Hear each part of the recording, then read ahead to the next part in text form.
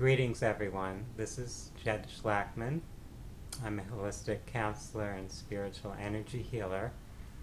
And for this video clip, I'll be discussing the chakras and specifically fears that are related or associated with the 7 major chakras. Each of these 7 chakras or energy centers relates to a particular aspect of our life, of our human existence. So as we look at each of these, we can see ways in which our fears lead us to constrict our energy, to kind of overprotect ourselves, and consequently block ourselves from fully expressing who we are in our human lives.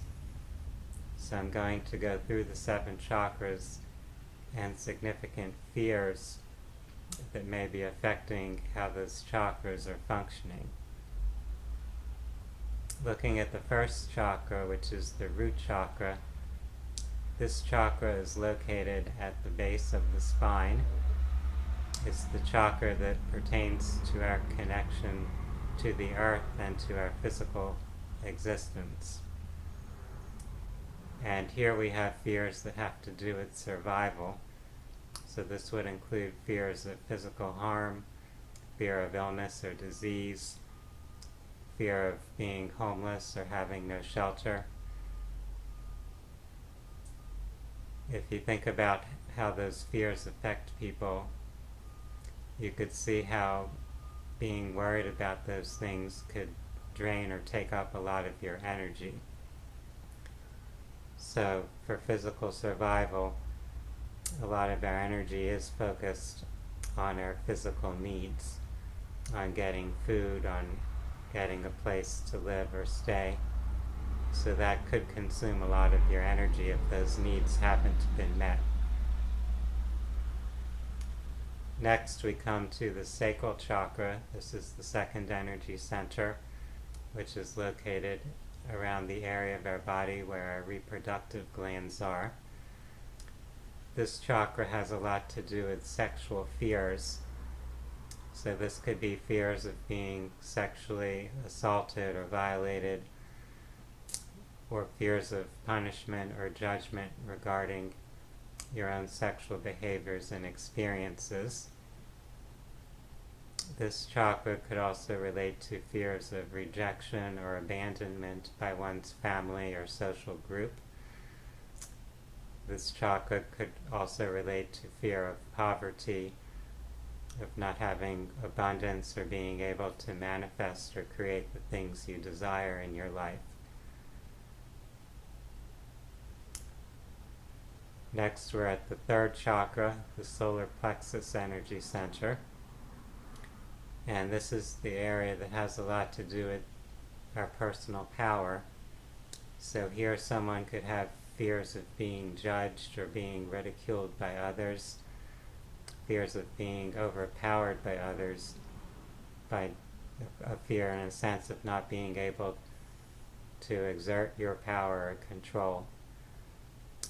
There could also be fears of failure, of not feeling competent in yourself, of being able to succeed in your endeavors. So those are all fears that would often relate to the third chakra. Now we come up to the fourth chakra, which is the heart center. And in this area, people could have fears of losing love, of having their heart broken. There could be fears of having one's emotional connections severed. So fears of losing close relationships. There could be a fear of experiencing grief or emotional pain, since the heart is this main center for handling our emotions. Now we come to the fifth chakra, which is the throat chakra. And with this energy center, there could be fears of being silenced or not listened to. Someone could have a fear of saying the quote-unquote wrong thing. There may also be fears of hearing something unpleasant. So this throat chakra is the communication chakra, and communication is not only speaking, but it's also listening and hearing.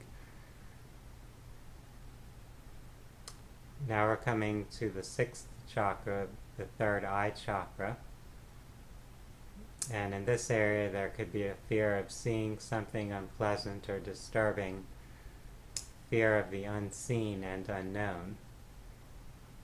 So if you're not willing to see beyond what you're comfortable with, or not willing to think and explore ideas beyond your existing beliefs or comfort zone, then you'll tend to block that energy center. The energy center which has to do with our vision, with our insight and understanding. Now we're up to the seventh chakra, the crown center. And this is the chakra that connects us to the spiritual realm, ultimately to the source of creation, to what you could call God, the cosmic consciousness, the supreme being. So with this seventh chakra, people often have fears of God's judgment, a fear of spiritual abandonment. There could be a fear of ego loss, of losing one's individuality if they should connect to something above themselves. So that's the center that relates to the spiritual dimension of our life the most.